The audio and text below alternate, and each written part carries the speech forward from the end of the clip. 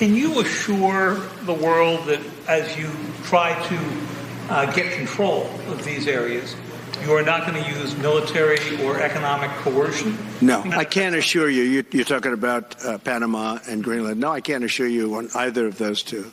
But I can say this. We need them. Yeah, so that's fun. That was Donald Trump, who's not yet president, but he's obviously acting as if he is, doing a little press conference yesterday. And we're now back in that period where reporters are going to say, hey, can you rule out or disavow a crazy thing that you're either implying you're going to do or a crazy thing that you said? And he won't, because of course he won't. That's who he is. That's what the experience of living under his presidency is. And so in this case, Donald Trump, who loves to say that he's anti-war, his fans believe that under him we had no wars, even though the U.S. was involved in multiple wars while he was president, is not ruling out the military invasion and annexation of Greenland or Panama. So he's already looking north and south, looking all over. Maybe we'll invade Canada. We'll talk about that a little bit later on, Sharon. But we are back into our wild times. And I think, a lot of media, I think, is rightly sort of mocking this idea, although we can't rule out the possibility with Donald Trump that it could happen. But here's an example of how the media is addressing our entrance back into this period of American history. Donald Trump is trying to argue is that there are many other conflicts around the world where it's not in our interest to be involved. We've gotten too overextended, but this is in our interest. This is in our hemisphere. This is something that is important for us to do. And in a way, I think the reason why you see Donald Trump so animated about all of this is I think he views it as a really big real estate transaction. What does Donald Trump do? Big real estate transactions, branding the Gulf of America. I mean, this is just Donald Trump taking the same playbook he's been running for decades and now trying to apply it to the U.S. government yet again. If we actually invade Greenland, have me back on the show, show me this clip of me saying, we're not going to invade Greenland. And you can tell me I'm dumb, you can tell me I'm foolish. We're not going to invade Greenland. But I think to the extent that Donald Trump thinks of this as like a real estate deal, he says things like all options are on the table because he's trying to have the strongest negotiating posture. So, look, I agree. I think it is unlikely, but not impossible that we would invade Greenland. By the way, if we do, every single one of these MAGA people that's like, I like him because he's an anti-interventionist, will be cheering us invading Canada, Panama, Greenland, whatever.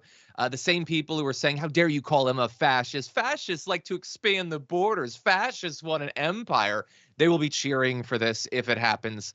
The entire thing is stupid. Yes, he is playing by the playbook of his entire life, but can we also remind everyone that that's a playbook of scamming and baseless hype and lying and breaking the law and committing fraud and all of that? Anyway, Sharon, what do you make of it? Well, he did have that #1 show, but it was just a reality show. I hate it when these reporters try to interpret or go into this beautiful mind thing with Donald Trump, that they can kind of read the tea leaves and the same big thing he's always done. This is buffoonery. And we're starting out this Trump presidency on the cusp of it the same way we left off. And it's ridiculous that they're even sitting here having a conversation trying to rationalize invading our allies. OK, it's not going to happen. And I don't even want to say, and if it does, it's just not going to happen, John.